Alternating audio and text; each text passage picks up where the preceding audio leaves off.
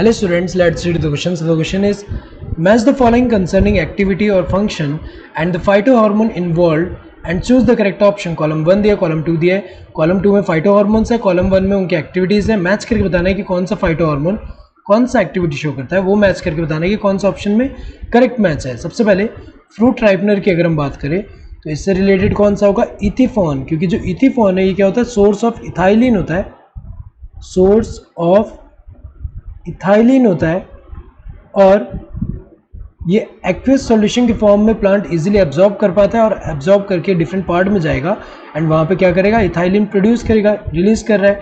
सो ethylene अगर हम देखें यहाँ पे इथाइलिन जो है ये फ्रूट राइपनर की तरह एक्ट कर रहा है. सो इथिफॉन क्या है, सोर्स ऑफ इथाइलिन है. सो वो प्लांट में जाके इथाइलिन रिलीज करेगा जो कि क्या कॉज करेगा, फ्रूट राइपनिंग. सो ए का 4 होगा. नेक्स्ट हर्बिसाइड अगर हम देखें 2,4-D जो है ये हर्बिसाइड की तरह एक्ट करेगा. ये जो है ये क्या है, सिंथेटिक ऑक्सिन है, सिंथेटिक ऑक्सिन है जो कि अगर हम देखें ये हर्बिसाइड की तरह एक्ट करता है. जैसे एग्जांपल अगर हम देखें, जैसे यहाँ पे ये जो है वीड्स हैं और ये वाले प्लांट दूसरे वाले प्लांट है और ये जो छोटे वाले क्या है ये वीड्स हैं. तो ये अगर हम देखें ये जो ब्रॉड लीफ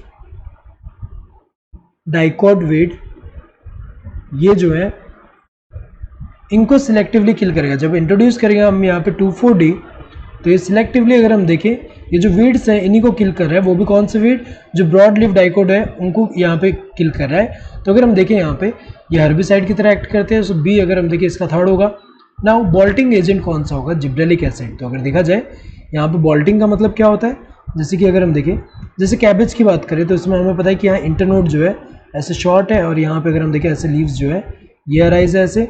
तो यहाँ पे जब हम जिब्रेलिक एसिड इंट्रोड्यूस करेंगे इससे क्या होता है, बॉल्टिंग होता है. बॉल्टिंग में क्या होगा, internode elongation prior to flowering. So यहाँ पे क्या हो रहा है, इंटरनोड इलोंगेशन हो रहा है प्रायर टू फ्लावरिंग. इसको हम क्या बोलते हैं, बॉल्टिंग बोलते हैं. तो अगर हम देखें यहाँ पे ये जो है क्या कॉज कर रहा है, जिब्रेलिक एसिड बॉल्टिंग कॉज कर रहा है.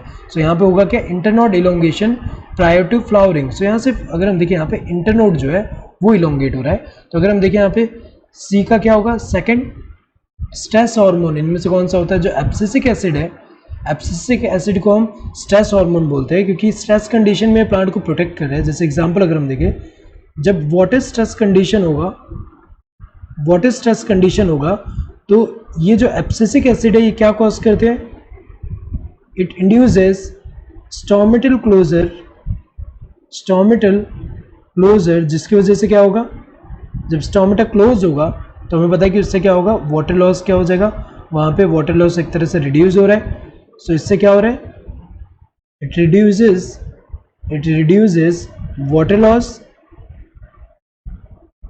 तो अगर देखा जाए यहाँ पे ए का क्या होना चाहिए, ए का 4 होना चाहिए, इन दोनों में दिया है. यहाँ 3rd दिया गलत है, यहाँ 2nd दिया गलत है. बी का 3rd होना चाहिए, यहाँ बी का 3rd दिया, यहाँ 2nd दिया, तो ये गलत है, ये सही है, ये वाला सही होगा. सी का क्या होना चाहिए, 2nd सही दिया. डी का क्या होना चाहिए, 1st सही दिया. Correct answer would be the 2nd one. Hope you understood the question. Thank you and all the best.